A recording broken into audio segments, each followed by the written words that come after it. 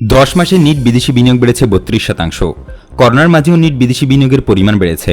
চলতি অর্থবছরে জুলাই থেকে এপ্রিল সময়ে এই বিনিয়োগের পরিমাণ গেল অর্থবছরের একই সময়ের তুলনায় 32.12% বেড়ে দাঁড়িয়েছে 1.46 বিলিয়ন মার্কিন ডলার।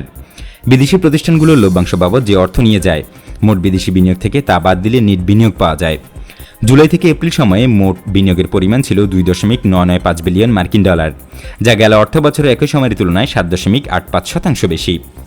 মঙ্গলবার কেন্দ্রীয় ব্যাংক প্রকাশিত ব্যালেন্স অব পেমেন্ট বা বিওপি সংক্রান্ত হালনাগাদ প্রতিবেদন থেকে এইসব তথ্য পাওয়া গেছে।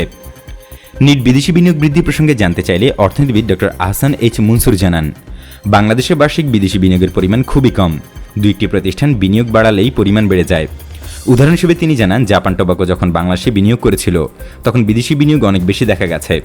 জুলাই এপ্রিল সময়ে বিদেশি বিনিয়োগ সংক্রান্ত পূর্ণাঙ্গ প্রতিবেদন পেলে বোঝা যাবে আসলে সার্বিকভাবে বিদেশি বিনিয়োগ বেড়েছে নাকি দুই একটি প্রতিষ্ঠানের বিনিয়োগের প্রভাব পড়েছে। এই অর্থনীতিবিদ জানান, মিয়ানমারে বিদেশি বিনিয়োগের পরিমাণ বাংলাদেশের চেয়ে 5 গুণ বেশি। দেশটিতে সামরিক শাসন শুরু হওয়ায় রাজনৈতিক অস্থিরতার জেরে দেশটি থেকে কিছু বিদেশি বিনিয়োগ বাংলাদেশে এসে থাকতে পারে।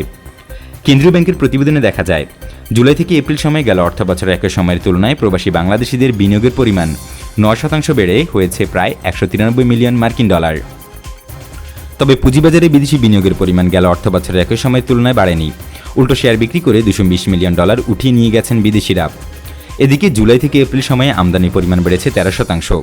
এর প্রভাবে বাণিজ্য ঘাটতির পরিমাণ গেল অর্থবছরের একই সময়ের তুলনায় 3 বিলিয়ন ডলার বেড়ে দাঁড়িয়েছে 17.22 বিলিয়ন ডলারে, যার প্রভাবে জুলাই থেকে মার্চ সময়ে উদ্বৃত্ত থাকা কারেন্ট অ্যাকাউন্ট ব্যালেন্স জুলাই এপ্রিলে এসে 47 মিলিয়ন ডলারের ঘাটতি তৈরি হয়েছে। যদিও গেল অর্থবছরের জুলাই থেকে এপ্রিল সময়ে কারেন্ট অ্যাকাউন্ট ব্যালেন্সের এই ঘাটতির পরিমাণ ছিল 3.77 বিলিয়ন মার্কিন ডলার।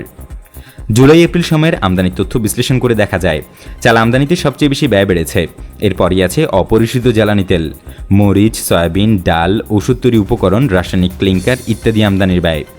তবে বিনিয়োগের অন্যতম বড় অনুষঙ্গ মূলধনী যন্ত্রপাতি আমদানি ব্যয় জুলাই থেকে এপ্রিল সময়ে বাড়েনি। উল্টো গেল অর্থবছরের একই সময়ের তুলনায় এই ব্যয় 7% বেশি কমেছে।